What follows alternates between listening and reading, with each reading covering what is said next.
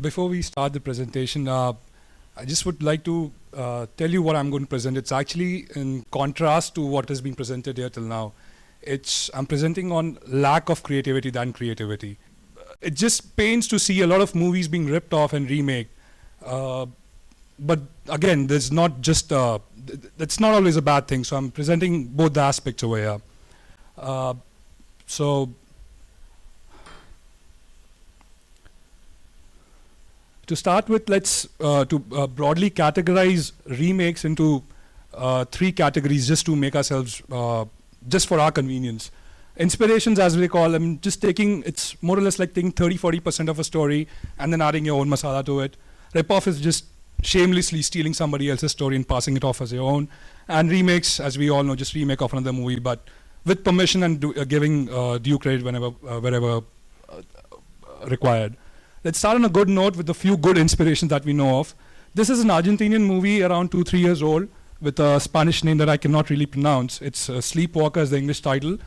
And had a very average movie, but somebody took this concept and made into a movie called Inception.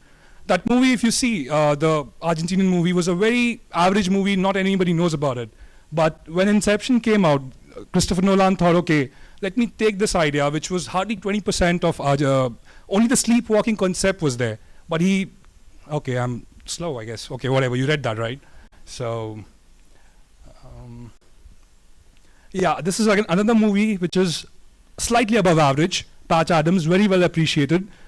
A guy called, all right, this guy, Rajkumar Hirani, thought I can take this movie, make it a better one, and obviously, whatever. So, a few bad ones. Okay, this is a movie which I'll be very surprised if more than 2-3 people in the audience would have ever seen. आपको पहले भी कहीं देखा है. I had a misfortune of seeing this movie, a horrendous movie, and it was actually an inspiration of this movie. It was not a rip-off, it was an inspiration because it was not more than 20-30% of the storyline, and I'm slow again. Okay, why was it bad? Extremely loud to the point where it gets annoying to make it even more funnier. The concept of the movie was to depict the emotional turmoil a father goes through when his daughter is getting married, but it was projected in such a way as if the father was vindictive against the daughter just to make it funny. It was just horrendous. Don't watch. Rip-off, again, I cannot show you a good rip-off. Rip-off is such a very bad name. We know this is the most famous. I could not just get over it. I mean, this guy just, molested the movie. This is a famous Facebook status my friend had after watching this movie for quite a long time. Who is Ghajini? Find him and just kill him. I mean, if you know about Ghajini, it was more famous for the tattoos rather than the movie itself. Again, this was a 1970s movie, a brilliant, brilliant movie. A young girl and an adult coming together as a con group. And in fact, Tatum O'Neal, this woman was 9 years old that time, and she won the Oscar for the best performance, and she still holds the record for the youngest person to receive an Oscar for a performance. Then Mr. Mahmood copied this movie with her own daughter, called Ginny and Johnny, which I don't know if anybody even heard about it. I had a tough time even locating the poster of this movie. Yeah, but if you see Paper Moon, you have a certain standard set by Paper Moon. You cannot go by your own standards. This was a horrendous movie when you watch Paper Moon. It's like Almadi saying, I have the CWG games are clean by my standard. It's not his standards that counts. The standards are set already. Again, a very, very bad rip-off. Mala Mal Weekly was not a bad movie, but when you watch Waking Night Divine, the standards are just not comparable. Okay, again, if you watch this movie, Kramer vs. Kramer, absolutely brilliant movie. It won 5 Oscars that year. It was, I mean, there was not a person in the audience when I saw this movie who was not overcome by emotion. Then Mr. Mansoor Khan thought, I can make a better movie of this. And he ripped off and made, this movie. Again, this movie was not bad, but as I said, your benchmarks have already been set when you're ripping off. First, you're stealing. Second, you're not doing a good job at stealing itself, so I don't know what to say. Okay, Govinda.